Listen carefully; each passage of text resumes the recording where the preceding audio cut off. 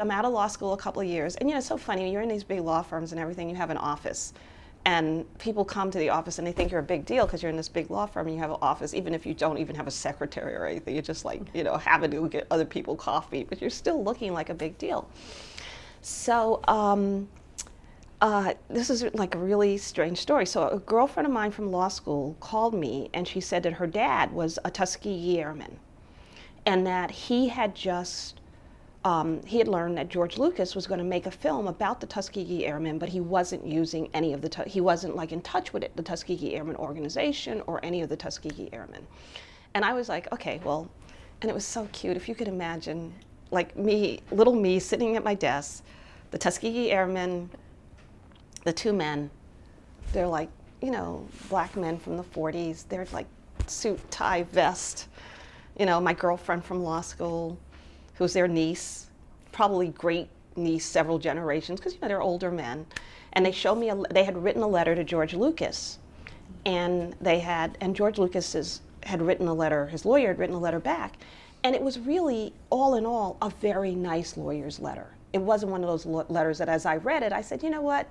This letter could have been so much worse.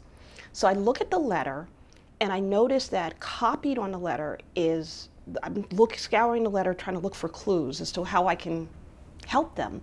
And I notice on the letter is copied Charles, C-H-A-S, period, Johnson. Charles Floyd Johnson. Yeah. So I don't know him, but I know Reuben Cannon. So I call Reuben and I ask him if he could introduce me to Charles Johnson. And he does. And Charles Johnson is like, oh, listen, we would love to work with the Tuskegee Airmen, but we heard that someone else had their rights. And we just didn't want to get into an interference thing, but if you could figure that out.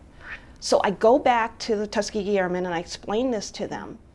And I then go back to Charles, and between Charles and George, and we managed to figure out a deal that allows George's company, Lucasfilm, to get control of those rights. And so I come back to this, and I think it's really kind of to bring this kind of full circle. So much of my career in television and in film has really been about just trying to figure out my way in an industry that wasn't necessarily looking out for me, how I had to look out for myself. So like I said, I didn't know anyone, as far as I knew, who knew George Lucas. I didn't feel like I could call George Lucas. I wasn't representing James Earl Jones at the time, where my connections to the Lucasfilm company then deepened because of the continual discussions about the Darth Vader character.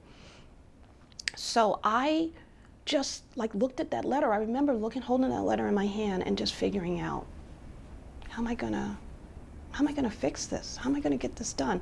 And that's when I talked earlier about wanting to be a lawyer and the skill sets and what I felt I brought to it, and I bring to it. That's the thing that I really love about what I do, is that I just looked at that piece of paper and that got me that recognition of a name, because I'm always reading everything. So even though I didn't know Charles Floyd Johnson, I knew who he was. Right. And I also knew, because he had worked for Stephen Cannell and worked with Stephen Cannell, and I knew Reuben had worked with Stephen Cannell. And then it turns out that Reuben and Charles were actually in the Universal Mailroom together, and they were best friends. So it's just making those connections that has always been the hallmark of my career. So I'm lucky, I get into O'Melveny, I work on the Tandem TAT shows, I meet Norman Lear. I don't become best friends with him or anything, but I'm on his radar, and he kind of, when he sees me, he knows who I am. And I pick up a skill set that takes me into the next phase of my career. And always I'm figuring out how I have to be ingenious, because no one is going to, I can't rely on getting it done the way the guys get it done. I can't ever be part of that boys club in that way. I just can't, not at that time. Right.